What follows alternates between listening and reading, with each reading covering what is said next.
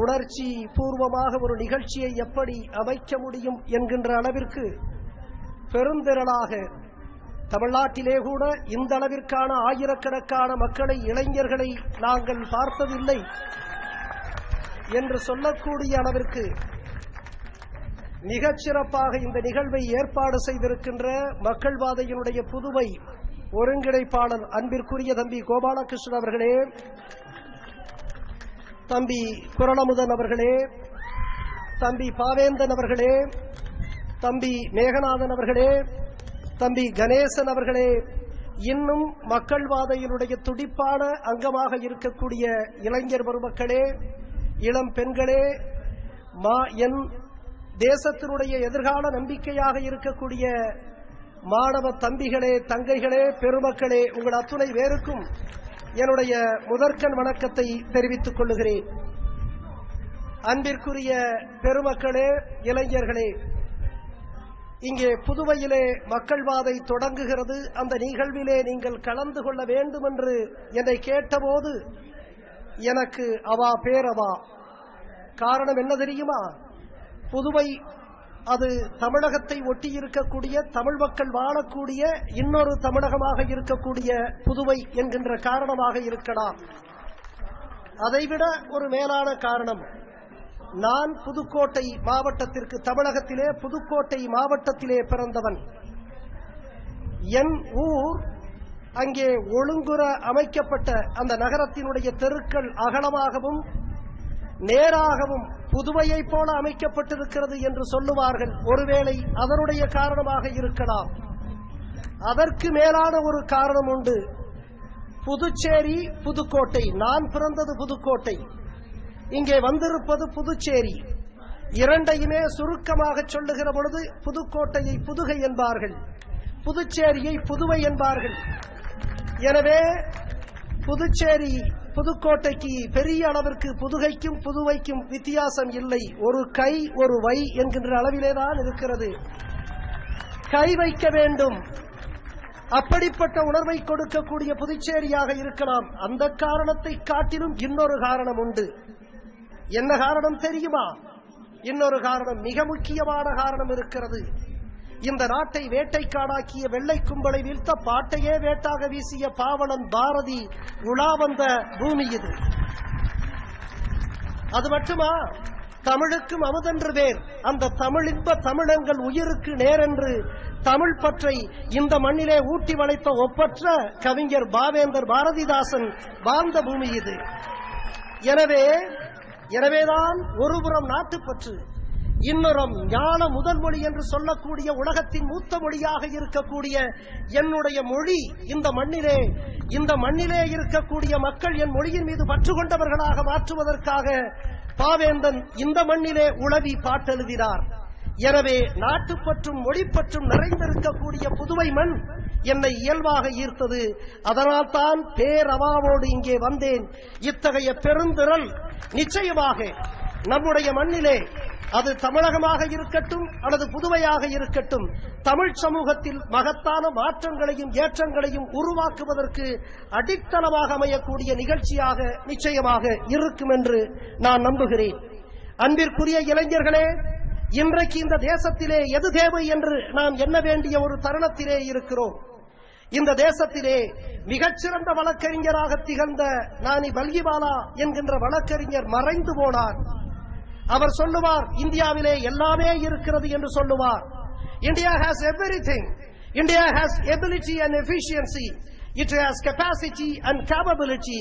What India lacks, its credibility and honesty என்று சொல்லுவார். இந்த தேசத்திலே எல்லாமே இருக்கிறது.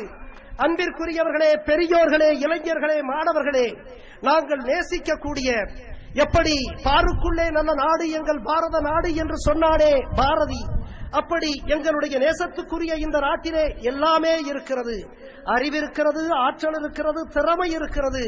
ஒன்று மட்டுமில்லை, இந்த தேசத்தில் உண்மை இல்லை என்று நானி பல்கிவாலா சொல்லுகிறார்.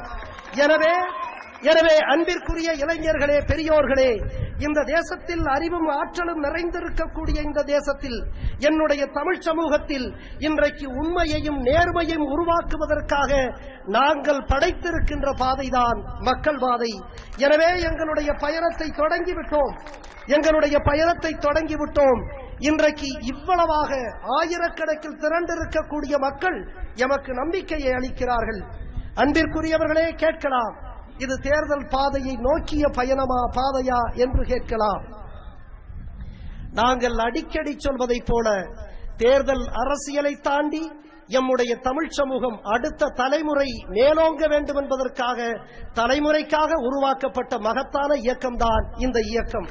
எனவே நாங்கள் தேர்தல் அரசியலை தாண்டி எம்முடைய சமூகத்தில் நேர்மையும் நியாய உணர்வு மிகுந்த ஒரு சமூகமாக, அப்படிப்பட்ட உணர்வுதான் எல்லோருக்கும் எல்லாமும் கிடைக்கக்கூடிய ஒரு நிலையை உருவாக்கும் என்பதற்காக இன்றைக்கு அப்படிப்பட்ட நியாயமான நேர்மையான சமூகமாக வென்றெடுக்க, தமிழ் சமூகத்தை வென்றெடுக்க நாங்கள் மக்கள் வாதை அமைத்திருக்கிறோம். உங்களுடைய பேராதரவை கேட்டிருக்கிறோம். இது இன்றைக்கு ஒரு அடையாளம். இந்த தேசத்திற்கு ஏற்பட்டிருக்கக்கூடிய எத்தகைய சோகத்தையும் மாற்றக்கூடிய மாபெரும் அடையாளமாக இந்த அடையாளம் இருக்கிறது. அன்பிற்குரியவர்களே, இந்த தேசத்திற்கு நேர்மை தேவை, இந்த தமிழ் சமூகத்திற்கு நேர்மை தேவை. நீங்கள் நேர்மையாக இருக்கிற பொழுது எல்லோருமே என்னிடத்திலே கேட்பார்கள், எப்படி இப்படி நேர்மையாக தொடர்ந்து பயணிக்கிறீர்களே, ஒரு IAS அலுவலராக நீங்கள் நேர்மையாக எப்படி பயணிக்கிறீர்கள் என்று கேட்பார்கள். நான் எல்லோரிடத்திலும் சொல்லுவேன், ஒரு மாணவனுக்கு போட்டி உண்டு. யார் முதல் தரத்திலே வர வேண்டும் என்கின்ற போட்டி ஒரு மாணவனுக்கு உண்டு. ஒரு தொழிலிலே போட்டி உண்டு, ஒரு வணிகத்திலே போட்டி உண்டு. ஆனால் போட்டி இல்லாத இடம் எது தெரியுமா? நேர்மையாக இருப்பதற்கு போட்டியே இல்லை. அன்பிற்குரியவர்களே, எனவே போட்டி இல்லாத இடத்தை நான் தேர்வு செய்தேன். போட்டி இல்லாத இடம் இந்த நேர்மைத்தனம்தான். அதனால் தான் நான் வெல்லுவது எளிதாக இருந்தது. அன்பிற்குரியவர்களே, என் தமிழ் சமூகம் இன்றைக்கு வீழ்ந்து கிடக்கிறது. எனவே என் தமிழ் சமூகத்தை தலை நிமிர்த்துவதற்கு தேவையான ஆயுதமாக நான் நேர்மையையும் நியாய உணர்வையும் நான் எடுத்து வைக்க விரும்புகிறேன். நான் 2012 மதுரை மாவட்டத்தினுடைய ஆட்சித்தலைவராக இருந்து நான் மாற்றப்பட்ட பொழுது கோஆப்டெக்ஸினுடைய மேலாண் இயக்குநராக சென்னையிலே மாற்றப்பட்டேன். அன்றைக்கு அமெரிக்க ஐக்கிய நாட்டில் FETNA, federation of Tamil association of North America என்று சொல்லக்கூடிய வட அமெரிக்க தமிழ்ச்சங்கங்களினுடைய ஒன்றியம் என்னை பேசுவதற்கு அழைத்தது. அமெரிக்காவிலே 4 நகரங்களிலே நான் போய் பேச வேண்டிய ஒரு நிலை. ஆனால் 2012 ஜூலை 6க்கு போக வேண்டிய நான் 4க்கே போக வேண்டிய நான் 7ஆம் தேதி இறுதி நாளுக்கு தான் போக நேர்ந்தது. நான் 4ஆம் தேதி முதல் பேச்சாளராக பேச வேண்டும். என்னை அன்போடு அழைத்திருக்கிறார்கள். 3 ஆண்டுகளாக 2009 ஆண்டுகள் இருந்து என்னை அழைத்திருக்கிறார்கள். நான் போக முடியவில்லை. 2012 நான் செல்லுகிறேன். ஜூலை 4ஆம் தேதி போக வேண்டிய நான், எனக்கு அரசிடமிருந்து அனுமதி கிடைக்காத காரணத்தினால் 6ஆம் தேதி புறப்பட்டு 7ஆம் தேதி போக வேண்டிய நிலை. எல்லோரும் பேசி முடித்து விட்டார்கள். பால்டிமோர் நகரத்திலே, மேரிலாந்து என்று சொல்லக்கூடிய மாநிலத்தினுடைய தலைநகராக விளங்கக்கூடிய பால்டிமோர் நகரத்திலே அங்கே பேச அழைத்திருக்கிறார்கள். அமெரிக்க ஐக்கிய நாடுகள் முழுமையும், கனடாவிலிருந்து 3000ற்கு மேற்பட்ட தமிழ் மக்கள் அங்கே கூடியிருக்கிறார்கள். எல்லோரும் பேசி முடித்து விட்டார்கள். கடைசியாக திரைப்பட பாடகி சித்ராவினுடைய நிகழ்ச்சி அங்கே தொடங்க இருக்கிறது. 9 மணி. நான் பால்டிமோர் விமான நிலையத்தில் 8 மணிக்கு நான் இறங்குகிறேன். 1 மணி நேரமாகும் அரங்கிலே நகரத்திற்குள் செல்லுவதற்கு. 9 மணிக்குத்தான் நான் செல்ல முடியும். ஆனால் திரைப்பட பாடகி சித்ராவினுடைய இசை நிகழ்ச்சி தொடங்குவதற்காக அந்த இசைக்கருவிகளை தயார் செய்யக்கூடிய வேளையிலே அங்கே எல்லோரும் இருக்கிறார்கள் மேடையிலே. அந்த நேரத்தில் நான் நுழைகிறேன். பேசுவதற்கு நேரம் இருக்காது என்று எண்ணக்கொண்டிருக்கக்கூடிய நேரம். என்னை அழைத்தவர்களுக்கு வருத்தம். முன்பாகவே வந்திருந்தால் இவரை பேச சொல்லி இருக்கலாமே, இப்பொழுது வருகிறார்களே. அதுவும் இசை நிகழ்ச்சி தொடங்கக்கூடிய ஒரு நேரம். அதுவும் நம்முடைய மக்களுக்கு, தமிழ் மக்களுக்கு எங்கிருந்தாலும் திரைமயக்கம் எப்படி இருக்கும் என்று தெரியும். எனவே இசை நிகழ்ச்சி தொடங்கக்கூடிய இந்த நேரத்தில் அவர் வந்திருக்கிறாரே என்று யோசித்து என்னை அழைத்தவர்கள் 2 நிமிடம் பேசுங்கள் என்று சொன்னார்கள். 2 நிமிடம் பேசுங்கள் என்று சொன்னார்கள். நான் அவர்களுக்கு தொந்தரவு செய்யக்கூடாது என்பதற்காக 2 நிமிடத்திற்குள் பேசி முடித்து விட்டேன். நண்பர்களே, 2 நிமிடத்தில் பேசி முடித்து விட்டேன். முடித்தவுடன் அங்கே 3000 வேறு அரங்கத்திலே இருந்தவர்களிலே இளைஞர்கள் எழுந்து நின்று நீங்கள் தொடர்ந்து பேசுங்கள் என்று சொன்னார்கள். தொடர்ந்து பேசுங்கள் என்று சொன்னார்கள். அன்பிற்குரியவர்களே, தொடர்ந்து பேசுங்கள் என்று சொன்னார்கள்.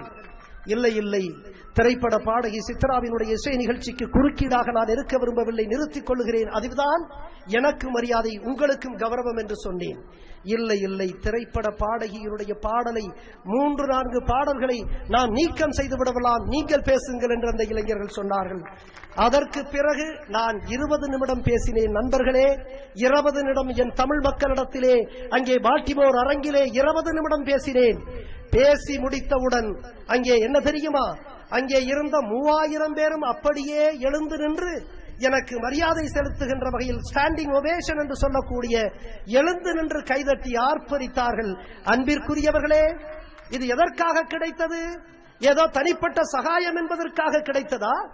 இல்லை நான் கலெக்டராக இருந்தவன் என்பதற்காக கிடைத்ததா? இல்லை இல்லை, IAS என்பதற்காக கிடைத்ததா? இல்லை இல்லை, ஊழலும் லஞ்சமும் நிறைந்து போன தமிழ் சமூகத்தில் இவன் நேர்மை ஆயுதத்தை ஏந்தி பயணிக்கிறான் என்பதற்காக என்னை எம் மக்கள் கௌரவிக்கிறார்கள். என்னை எம் மக்கள் கௌரவிக்கிறார்கள். அன்பிற்குரியவர்களே, இன்றைக்கும் இவ்வளவு ஆயிரக்கணக்கான இந்த புதுவை கடற்கரையில் இப்படி திரண்டிருக்கக்கூடிய இந்த எழுச்சியை பார்க்கின்ற பொழுது என் சமூகம் நேர்மையை அடையாளம் காண தொடங்கி இருக்கிறது என்று நான் எண்ணுகிறேன். அன்பிற்குரியவர்களே, நம்முடைய பிள்ளைகள், அடுத்த தலைமுறையை நாங்கள் வென்றெடுக்க வேண்டும். நாம் இந்த தமிழ் சமூகத்திற்கு நாம் திருப்பி அளிக்க வேண்டும். அன்பிற்குரியவர்களே, நாம் இந்த சமுதாயத்தினுடைய வார்ப்புகள், இந்த சமுதாயத்தினுடைய வளர்ப்புகள், இந்த சமுதாயம்தான் என்னை படைத்திருக்கிறது. என்னை எந்த சமூகம் நான் எந்த சமூகத்தில் பிறந்தேனோ, எந்த சமூகத்தில் நான் வளர்ந்தேனோ, எந்த தமிழ் சமூகம் என்னை ஆளாக்கி அகலத்திற்கு அறிமுகப்படுத்தியதோ அந்த தமிழ் சமூகத்திற்கு திருப்பி கொடுக்க நான் விரும்புகிறேன். உலகத்தினுடைய மகத்தான விஞ்ஞானியாக திகழ்கின்ற ஐன்ஸ்டீன், ஐக்கியூவில் நிகரற்று விளங்கிய ஐன்ஸ்டீன், அவரை பற்றி நீங்கள் அறிந்திருப்பீர்கள். அவர் சொல்லுகிறார், நான் இன்றைக்கு விஞ்ஞானியாக இருக்கிறேன், என்னுடைய புற வாழ்க்கையும் அக வாழ்க்கையும் இங்கே இந்த உலகத்தில் இருந்தவர்களால், இறந்தவர்களால், இருப்பவர்களால், அவர்களுடைய உழைப்பால் உருவாக்கப்பட்டது என்று